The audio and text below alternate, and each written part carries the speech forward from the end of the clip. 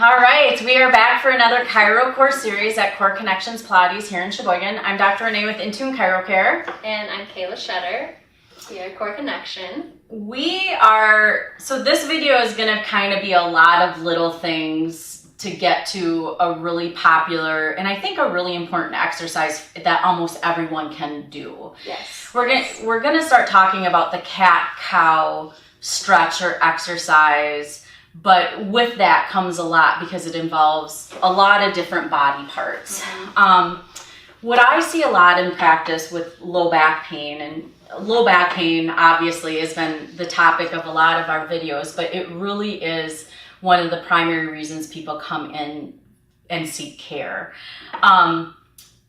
It's usually because of weak core muscles, and weak core muscles kind of will alter your pelvis position. A lot of times if your pelvis tips forward, it throws your lumbar spine into extension, and that's why going into extension in any exercise is uncomfortable. Mm-hmm. We also deal with either really tight quads and not strong hamstrings, or vice versa. We usually have one that's stronger than the other. And again, because they attach to the pelvis, that will either tilt the pelvis forward or backwards, creating this instability. Mm-hmm. So the purpose of cat-cow from a chiropractic standpoint is to really just stretch and balance. Because when you have a tipped pelvis, it really creates a rib cage issue. And Kayla and I have talked about this a lot, and we have it on camera. Like, we need to dedicate probably a whole video just to the rib cage. Rib cage translation, I mean, if you think about it, the rib cage is almost the central point of your body. And if you're carrying it anterior or posterior, it really kind of changes things. Well, the cat-cow can really kind of get in there and help with that too. Yes. So I tell a lot of people to do the cat-cow. So we're going to talk about it. Kayla's going to add the extra body parts that is associated, and then we're going to just show you a couple of versions of what you can do with it. Yeah.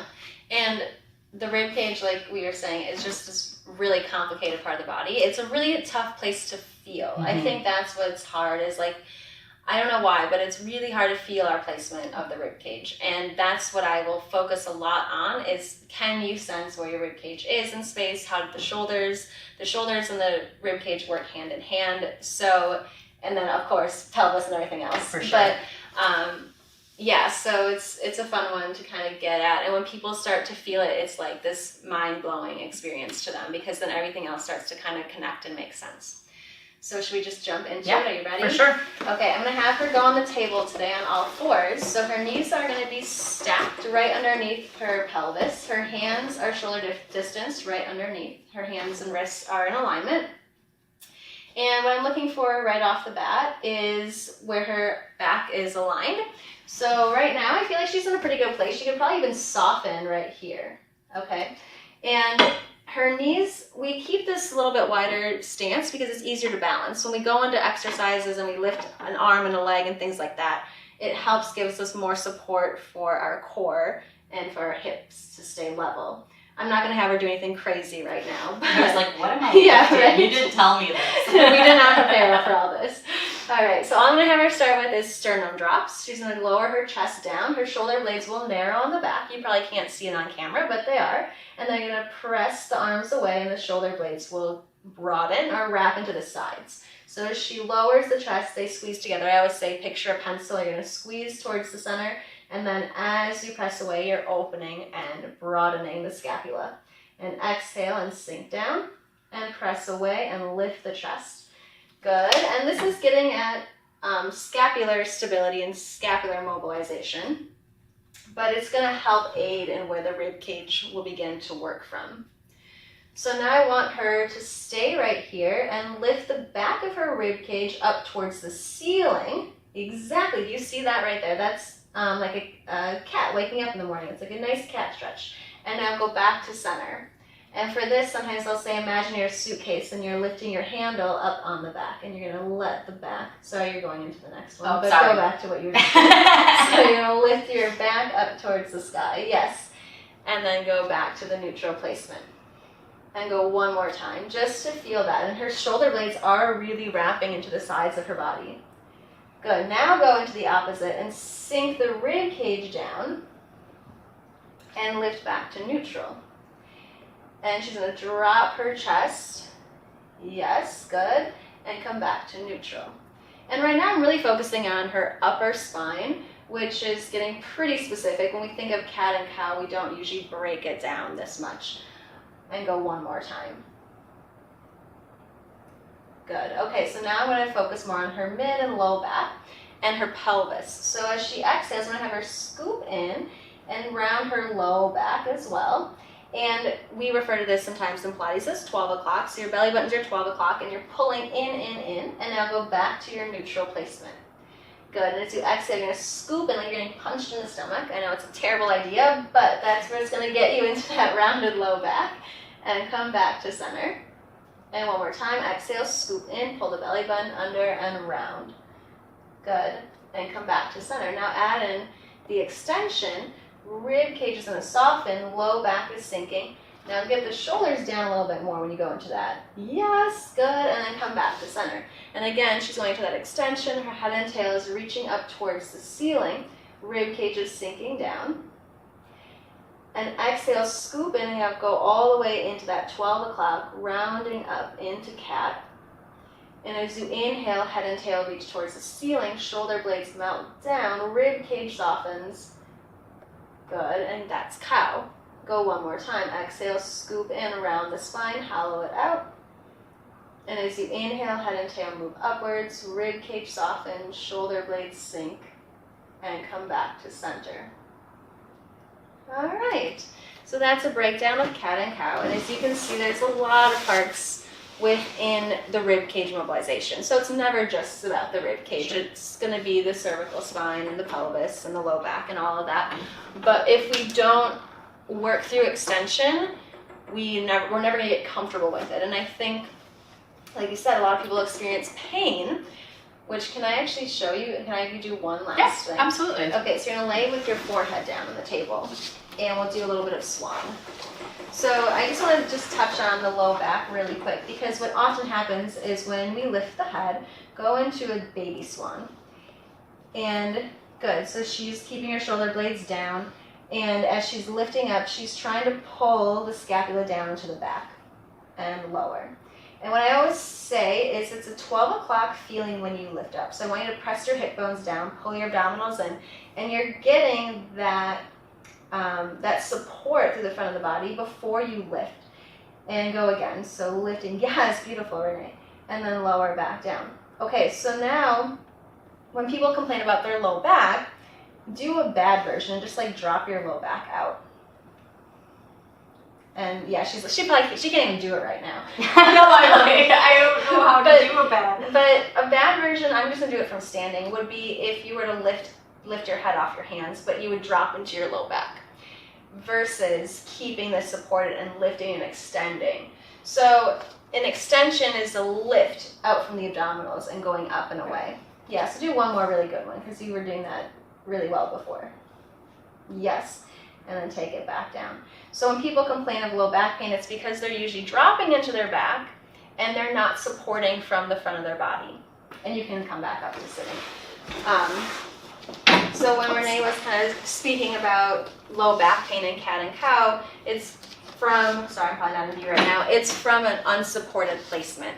Yeah. So if you think of an extension, it's about lifting up to go back. It's not about dropping in the neck. It's not about dropping in the low back. And that's usually the two places that happen or can go wrong when we start to go into an extension. Okay, so the last version I'm going to demonstrate will be on the chair. And again, this is adding some spring resistance. So I'm going to take a nice full inhale as I round down, thinking about that 12 o'clock scoop as I'm going into it. When I get down here, now I can go into a little bit of that extension where I'm pressing the arms down, pulling those abdominals in, lengthening long.